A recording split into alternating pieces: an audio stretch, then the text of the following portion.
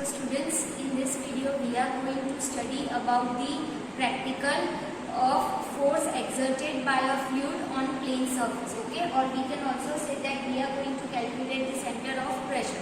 So as per the theory that has been explained by the H.B. Patel sir in this lecture, here in this video you can see a model to determine the value of center of pressure.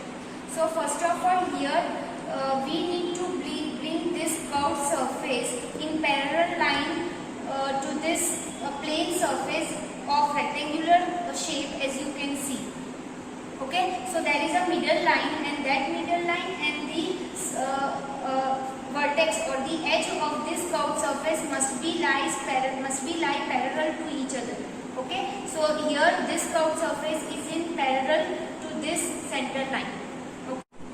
So this is a hanger which we need to keep on the pivot. So I am fixing this hanger at suppose 22 centimeter. Okay, so here as you can see, I am fixing this pivot at hanger at 22 centimeter. So the distance from hanger from this pivot is 22 centimeter, and that is your D2. Okay, distance D2. Now what we are going to do? We are going to fill the water in this surface.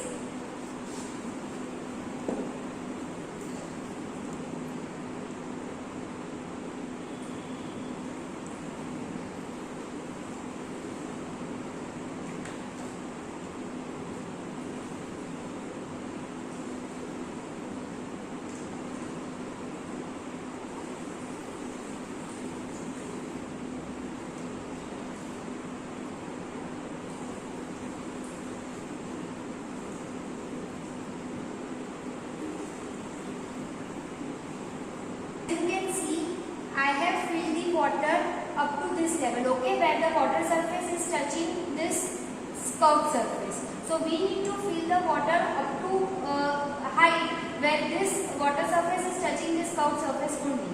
Now we need to measure this distance, and it is, if I see, it is equals to 1.5. So I will note down this reading. Don't worry, I will show you the reading in the observation table afterwards. So that is the distance h1 which is I am measuring, and that distance is the distance from this pivot to the water surface, and this is your h1. Now in order to bring this curved surface parallel to this line or at a 90-degree angle to this line, we will now add some weights to this hanger. So if you can see, then this is a 100-gram weight which I am going to put over here. So this is 100 gram. Okay, still it is not coming parallel to this center line. I will put another weight.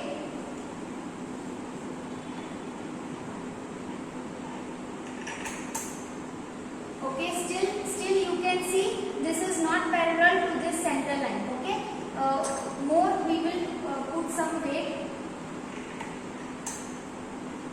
Okay, so if you can see from center, then okay, from center I am seeing it from the side, but if you can see from center, then the edge of this curved surface is exactly parallel to this line. Okay, so that's what our objective is, and now for that we need to note down the weight. So the initial weight of this hanger was 45 gram, and I have added 3 weights of 100 gram each. So the total weight which is over here is 100 plus 100 plus 100 plus 45, which is equals to 345 grams. Okay, and the angle which is made over here is 90 degree. So theta, the value of theta will be equals to 90 degree. So what we did, we note down 3 readings.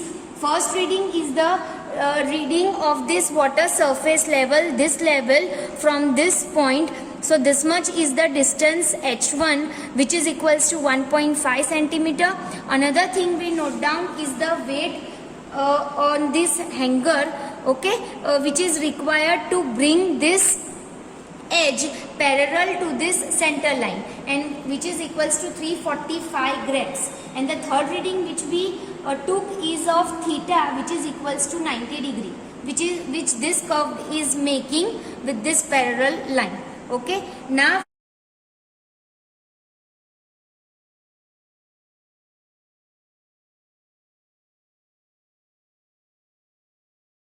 second reading, what I will do, I will again add some water in this. Now this water will be added randomly. Okay, so this is the random water which I have added. Okay, I add some more water. Okay, now again same process is required. We need to bring this edge of the curved surface parallel to this line. So for that I am placing a weight of 75 grams. Okay, you can see here it is 75 grams. Okay, so I am placing weight over here 75 grams. Okay, it is getting stable. So